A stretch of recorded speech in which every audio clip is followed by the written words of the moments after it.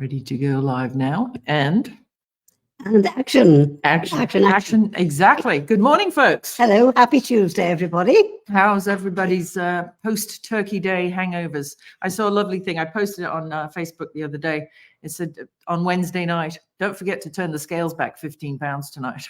So hope nobody had to do that. This week, we are extremely excited. It is November 28th, release day for a fantastic new book for any of you Elvis aficionados and fans out there. And really, secretly, every one of us is a bit of an Elvis fan lurking somewhere. In the closet, Today, we will be joined by Marshall Terrill, who is a veteran film, sports, and music writer and the author of more than 24 books. He's a busy boy. Yeah. They include best-selling biographies of Steve McQueen, Elvis Presley, and Pete Maravich. His book, Steve McQueen, The Life and Legend of a Hollywood Icon, is in development to be made into a feature film. And he also executive produced the feature film documentary Steve McQueen, American Icon, and a soon to be released documentary on Johnny Cash. So without further ado, on release day here for his new book, Elvis and the Colonel, a real insider's look at the man who pulled the strings, we would welcome Marshall Terrill. Good morning. Hello, Marshall. Hey, good morning. Baby, nice to see you. Thank you. Pleasure. Good to see you. Good to see you. Yeah. So, busy morning with the book release. Yeah, very busy morning. We had a nice article in Fox, and we're told that Wall Street Journal is going to do something, and just getting lots of links of little publications picking up the book. So we're very happy. That's fantastic. I loved it. I couldn't stop. Yeah. I haven't been able to wrangle it away from her yet because it means I have to take her iPad because the hard copy we pre-ordered hasn't arrived yet. So if the doorbell goes right in the middle of TeaFlix, it might be your book. Yeah. Well, I'm blown away that Angie read so quickly. She must be consuming 2 to 3 books a week. Yeah. With that case, something like that. When you get to my age, Marshall, life is like a toilet roll. The closer you get to the end, the faster it seems to go. So you don't hang about. Eat, drink, be merry, and read. Yeah. Yeah. And scroll. Yes. So now you've written 3 books about Elvis. Right. Why another one? This is not necessarily another book that I wanted to do. The problem with Elvis books is that everybody scrutinizes it so closely. Yeah. So it comes with a lot of inherent pressure. But I will credit you for introducing me to Greg McDonald. Yeah. And we were both. I happened to be in Palm Springs, and you said, "Hey, go see this guy. He was Colonel Parker's protege, and he's looking to do a book." That's so right. we met, got along. He showed me some very, very interesting artifacts, a lot of documents, a lot of letters, a lot of stuff in his possession that made me want to rethink the idea of not necessarily doing another Elvis book. But this really isn't an Elvis book. This is more about Colonel Parker. Colonel, right? And and at the end of everything, I was not only fascinated by Colonel Parker, but I was actually pulling for him because here was this guy that was an uneducated Dutch kid who came over to this country legally, rode the rails, was a hobo, served in the U.S. Army for a bit, and then was a carny. And I guess you inherently pull for somebody when they're not educated and they're smarter than this entire group of people in a boardroom who have diplomas on the wall. Right. Yes. Right. But I mean, he's been vilified by so many people throughout history, like in the Baz Luhrmann film. But you meeting Greg's great. Greg, if you're watching, lots of love from California. Greg was the gentleman who introduced us to Matthew and Gunnar Nelson. So tangentially through him and them and you, and there you go. But I mean, Greg had firsthand knowledge. He worked with him. He was mentored, really, wasn't he, by the Colonel? Yeah, absolutely. Not only mentored, but figuratively adopted by him. He stayed with Colonel Parker and his wife Marie for years because they saw that he was working with his dad. Greg's mother had died when he was a young age, so his dad, who was a preacher, but also his paying gig was he's an air conditioning repair guy, and he took Greg everywhere with him. By the age of eight. So he was out of school quite a bit. I think Greg told me he went to 60 different schools. And so when he met Colonel Parker, he and his wife Marie sat him down one day and said, we really think you should be in school, and we'll talk to your dad about staying with us. So he was raised by Greg, and then of course he showed him the ropes where it concerned entertainment. And his first concert, Greg's first concert was a Sonny and Cher. It wasn't necessarily. It was a homecoming dance at his high school, and he said he only had like $700 to give Sonny and Cher. That's all he could afford. Yeah. And Sonny wanted to stay in the nicest place in Palm Springs, and there wasn't budget for that. And so right away, he and Greg get into a big blowout. But and then 20 years later, Greg becomes Sonny Bono's campaign manager. So it's funny how life works out. But that was his start. Yeah, it really is amazing how, I suppose, my theory is that when you manage somebody as big as Elvis, who's always got to be the good cop, then there has to be a bad cop. Do you think that was more of a role that the Colonel played, and that's why people misunderstood him? Absolutely. We say in the very beginning of the book, the Colonel Parker's mantra was, "The artist always wears the white hat," meaning he can do no wrong. And if anything goes wrong, I'll take the blame for it. As a reporter in the newsroom, the editors played that same role. Yes. If anybody complained about our stories, they'd say, "Send them to me and I'll talk to them." Yeah. You tell them it's all my fault. And that's exactly what Colonel Parker did for Elvis. Yes, he took on that mantle. Yeah. Yeah. So, in order for Elvis to remain in that good light and in that good stead, Colonel Parker was willing to take on that role. Yeah. Yeah. I know. I saw it obviously growing up with the Beatles. If there was some particular fan who was a bit of a stalker or a weirdo or whatever, the boys just wouldn't have anything to do with it. And they'd get either Ange, if it was in Liverpool, and outside the house, or Tony Barrow or somebody in the office to deal with it, because you're right. The artist always has to be the white hat, the white hat, the idol, right?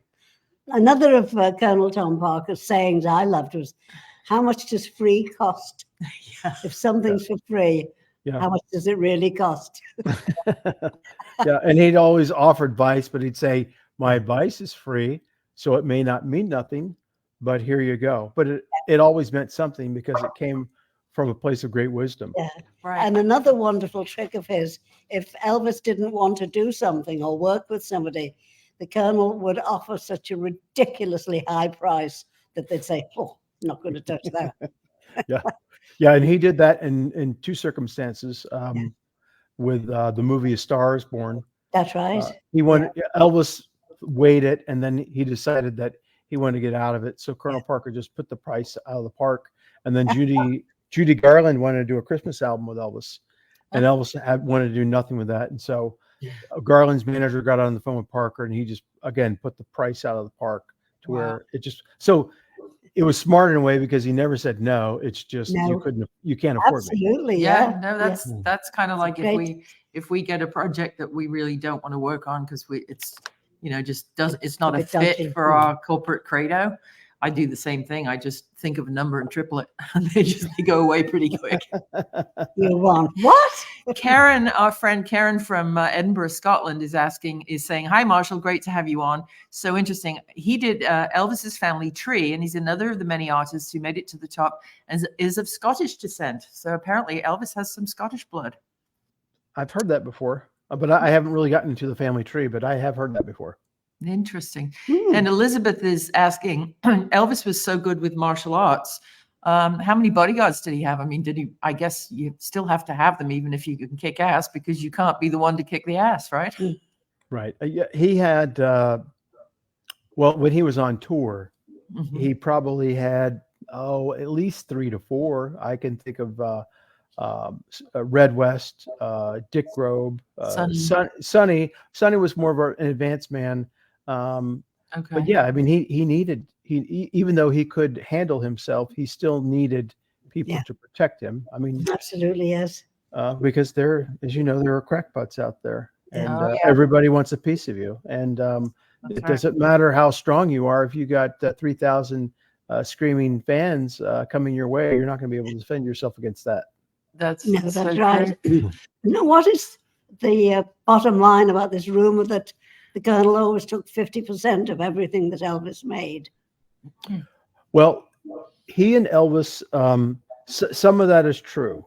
Now, but here's the thing: they had about 5 different pots of money. So he had, there was a recording contract money. Right. Colonel Parker got 25% of that. There was movie contract money. He got 25% of that. When souvenir money, he got 50%. And then when they went on tour, it was a joint venture partnership that they both went into.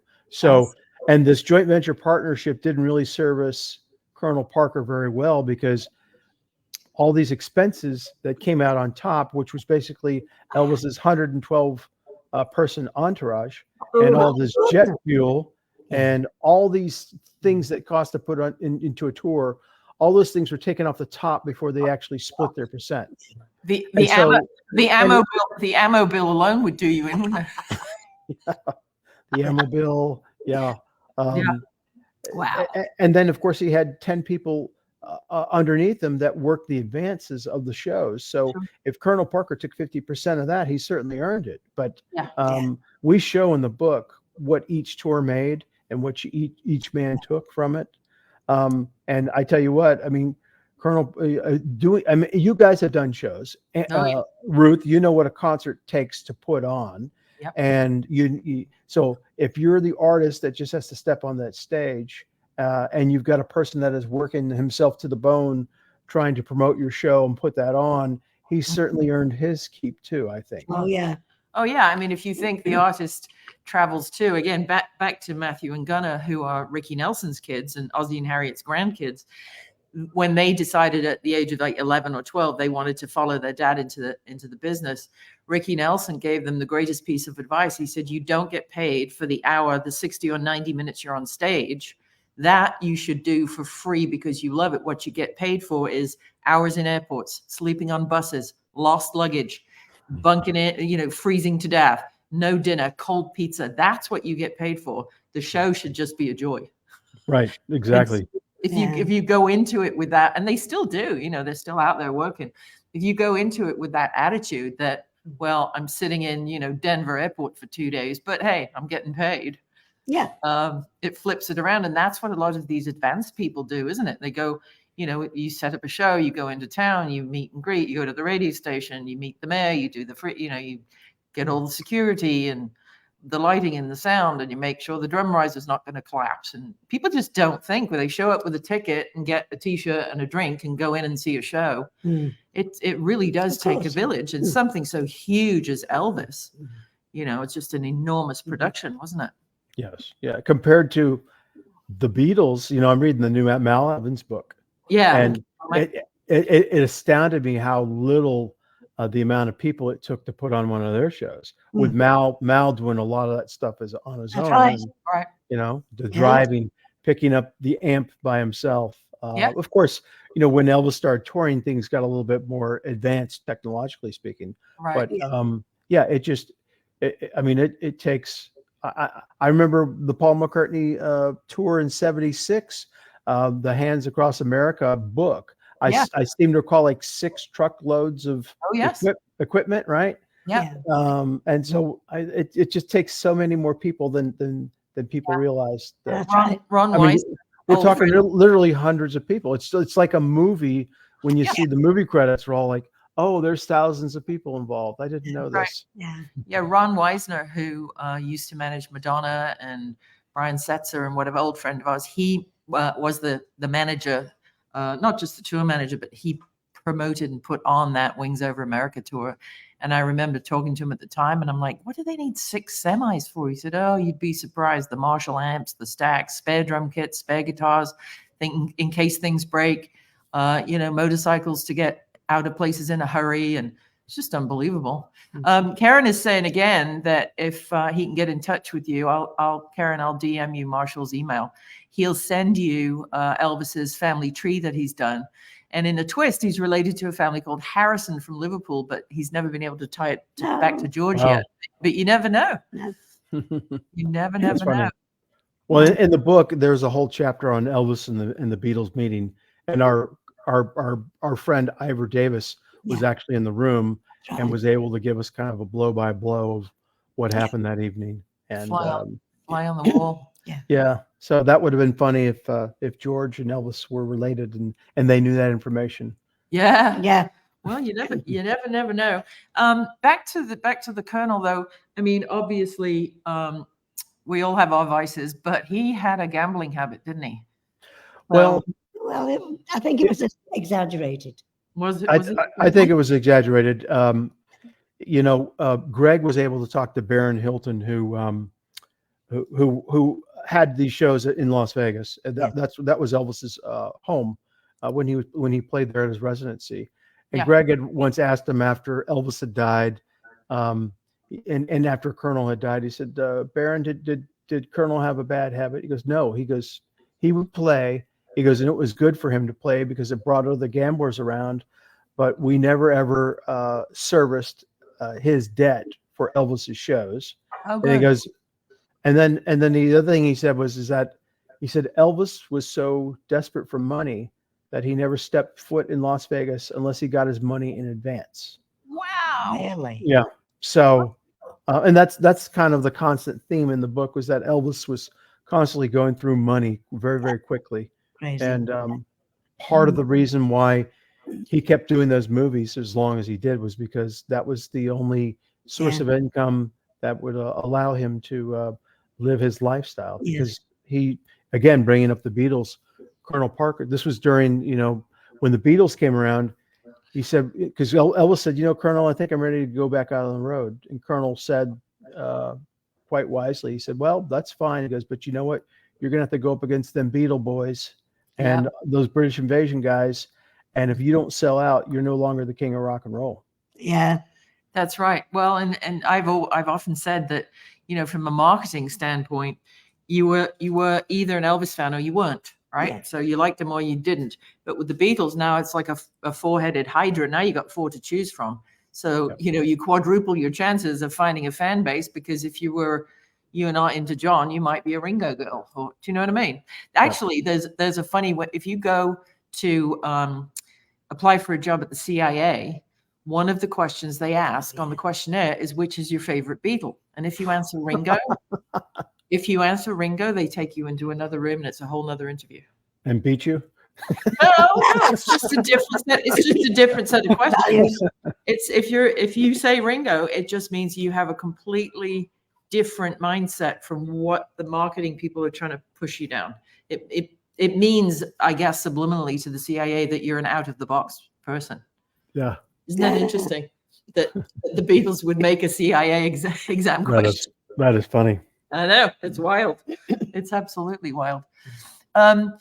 Elizabeth's asking, do we know, how did Elvis really feel about the Beatles? Is there any, apart from Ivor being in the room, is there any story behind that? Well, I did the book with Sonny West, and when they left, when they had that meeting in '65, he said, and this was in his Southern colloquialism, he said, "Them's was some good times." So he enjoyed his time with the Beatles, but that said, he really respected their talent. Sonny said that he had well-worn copies of Rubber Soul and Revolver in his collection. Mm-hmm. And later on in concert, he used to cover something. But with that said, he felt that there was some anti-American sentiment that came out of them when they protested the Vietnam. Elvis didn't like that because he was a veteran. He served in the army.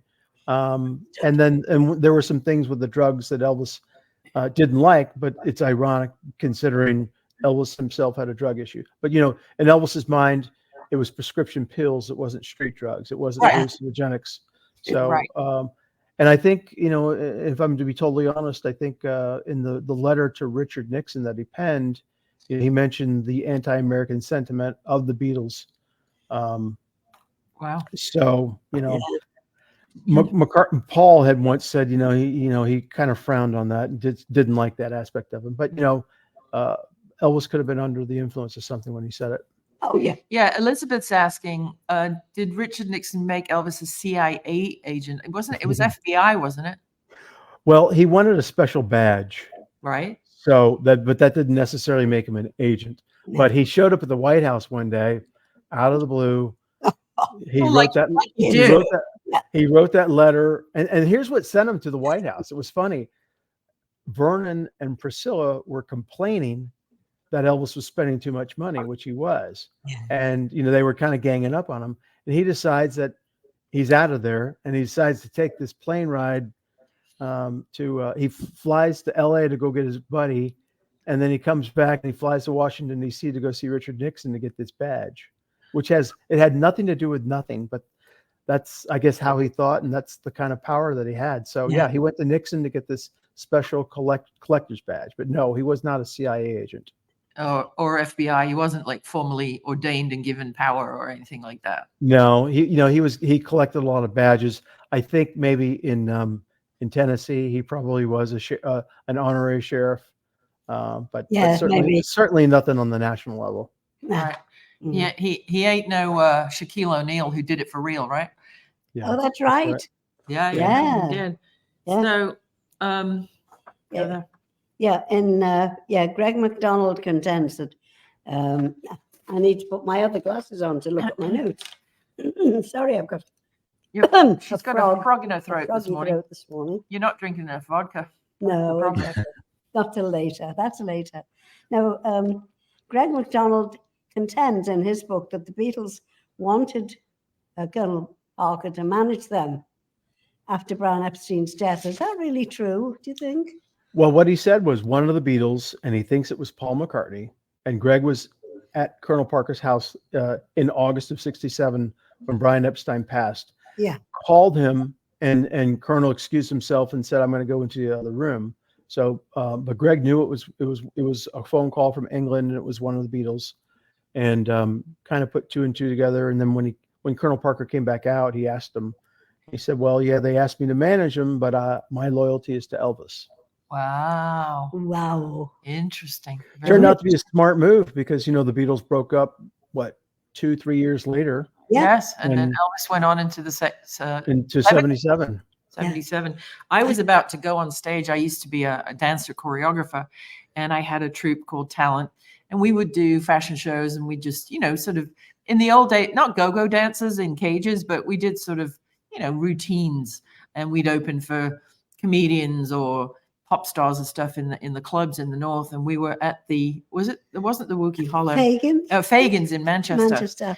And I'm just about to go on, and the compere goes out. And he says, hang on, before we bring these nice girls out here, I've got an announcement to make. Elvis is dead. Now, please put your hands together for Ruth McCartney and Talent. We went on to like Bohemian Rhapsody or something, John Miles music, I can't remember. And everyone just rushed to the bar in tears. We were playing to like no one. By the way, please put your hands together. Elvis is dead. And now please give a warm welcome. Yeah. Another thought. There's no business like show. Absolutely. Oh my God. After the night at Elvis's house, I remember Tony Barrow said to me when they were driving away in the limo, John Lennon said, "He's just a fella, really, isn't he?" Tony said, "What was he like? What was he like?" Yeah. And he said, "He's just a fella, really." Just a fella. Yeah. It's like they were disappointed. Yeah, I mean, I think they went downstairs and played some pool or kicked around. I don't know. I'd have to ask Ivor Davis. Yeah, they were a bit starstruck, and Elvis said that I didn't mean for this to be for you to come on and like I'm sitting around as if the king, and John said, "Yes, you are the king," and he said, "No, I didn't mean it like that. I thought we'd jam or something." Right. And then when they heard the word jam, they went nuts, and that just kind of loosened up everything. That's right. Yeah. Mm-hmm. So I think they had a good night that night. Oh, yeah, they will have been absolutely overwhelmed. I mean, unbelievable, really. Yeah.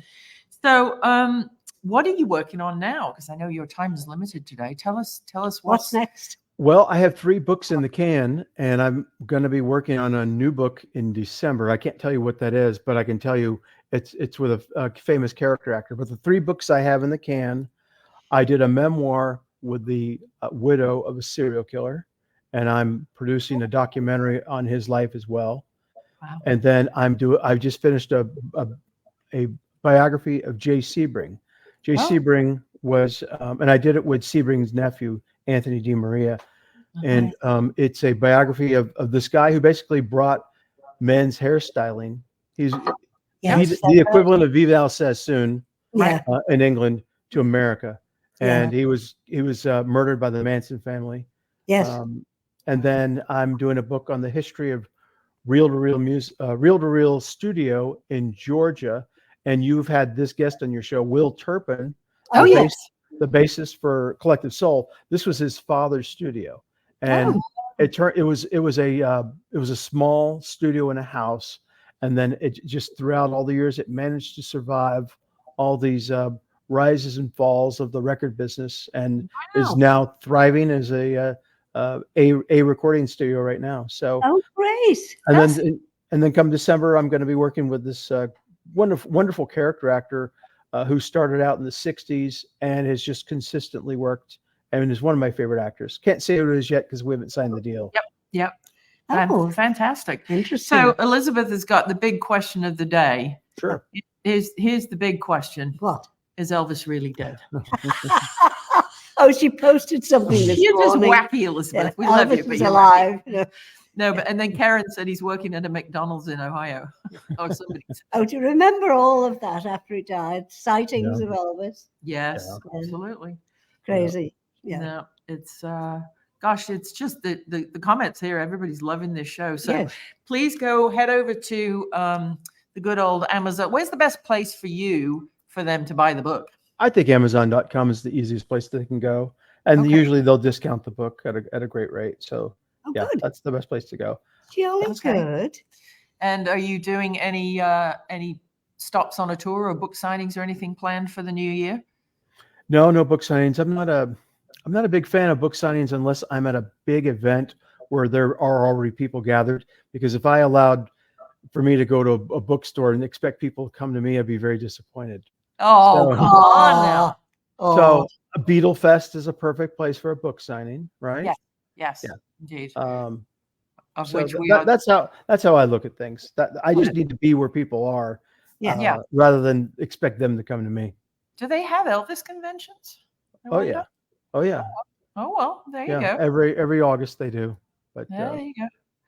Well, probably every Elvis fan will already have bought your book and the others by then, we hope. Yeah. So thanks so much for spending time with us today, Marshall. It's been a real how busy pleasure. you are. And I'm going to go wrangle her iPad off her whether she likes it or not. I want to read this book now. I have finished it. Yeah. I have one question. So if I say I like John Lennon the best, what would the CIA do to me? They put you in the back room. No, I don't know. I don't know. I think the obvious answers they're looking for are John, Paul, and George. And if you say Ringo, it's something else, isn't it? I don't know, Chuck.